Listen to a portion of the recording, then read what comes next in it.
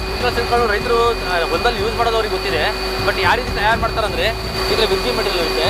UV stabiliser ಅನ್ನೋ ಒಂದು ಪದಾರ್ಥ ಬರುತ್ತೆ. ಆ UV ಸ್ಟೆಬಿಲೈಸರ್ ಮತ್ತು ವಿರ್ಜಿನ್ ಗ್ರಾನ್ಯೂಲ್ಸ್ಗಳು ಇವೆರಡು ಸೇರಿ ಎಕ್ಸ್ಟ್ರೂಡರ್ ಬರುತ್ತೆ.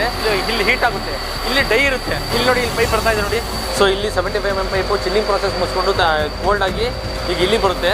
ಖೇದೂತ್ ಅಂತ ಹೇಳ್ಬಿಟ್ಟು ಕ್ಲೀನಾಗಿ ಲೇಸರ್ ಮಾರ್ಕಿಂಗ್ ಆಗ್ತಾಯಿದೆ. ಇಲ್ಲಿಂದ ಮತ್ತೆ ಈ ಕಡೆ ಪ್ರೊಸೆಸ್ ಬರುತ್ತೆ, ಮತ್ತು ಸ್ಟ್ರೈಟ್ನಿಂಗ್ ಬರುತ್ತೆ. ಸ್ಟ್ರೈಟ್ನಿಂಗ್ ಬಂದುಬಿಟ್ಟು ಸೀದಾ ನಾವೇನು ಮೆಜರ್ಮೆಂಟ್ ಕೊಡ್ತೀವಿ ಆ ಮೆಜರ್ಮೆಂಟಿಗೆ ತಕ್ಕಂತೆ ಕಟ್ಟಾಗುತ್ತೆ ನೋಡಿ ವೀರೇಶ್. ಈಗ ಒಂದು ಹನಿನೂ ಸಹ ಲೀಕೇಜ್ ಆಗ್ದಂಗೆ ಇದರಲ್ಲಿ ನಾವು ಮಾಡ್ತಾಯಿದ್ದೀವಿ. ಇದು ಒಂದು ಮಾನೋಲಿಥಿಕ್ ಪೈಪಾಗಿ ಇದು ಮಾರ್ಪಾಡಾಗ್ತಾ ಇದೆ. ನಾವು ರೈತರಿಗೆ ಏನು ಹೇಳ್ತೀವಿ ಅಂದರೆ, ಅಕಸ್ಮಾತ್ ಇದರಲ್ಲಿ ಏನಾದರೂ ಲೀಕೇಜ್ ಬಂತು, ಪೈಪ್ ಹೊರಗಡೆ ಬಂತು ಅಂದರೆ ಜೀವನ ಪರ್ಯಂತ ಅವರಿಗೆ ಲೈಫ್ ಲಾಂಗ್ ಯಾವತ್ತಿದ್ರೂ ನಾವು ಅದನ್ನು ಪೈಪ್ ಟು ಪೈಪ್ ರಿಪ್ಲೇಸ್ ಮಾಡೋಕ್ಕೂ ತಯಾರಿದ್ದೀವಿ. ಸೊ ಇಲ್ಲೇನು ನೋಡ್ತಿದ್ದೀರಾ ಅಂದರೆ ಇದು ಎಲ್ಲ ಲ್ಯಾಬ್. ಇದು ನಮ್ಮ ಇಂಜಿನಿಯರ್ಗಳೇನಿದ್ದಾರೆ ಸತತವಾಗಿ ಪ್ರತಿಯೊಂದು ಪೈಪ್ಗಳನ್ನು ಇಲ್ಲಿ ಲ್ಯಾಬಲ್ಲಿ ಚೆಕ್ ಮಾಡಿಬಿಟ್ಟು ಮತ್ತೆ ಕಡೆಗೆ ಪ್ಯಾಕಿಂಗ್ ಹೋಗುತ್ತೆ. ಇದು ಹೈಡ್ರಾಲಿಕ್ ಟೆಸ್ಟ್ ಅಂತ ಹೇಳ್ತೀವಿ.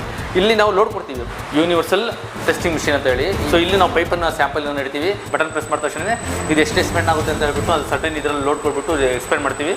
ಈ ವಿಡಿಯೋ ಇಷ್ಟ ಆದರೆ ಸಬ್ಸ್ಕ್ರೈಬ್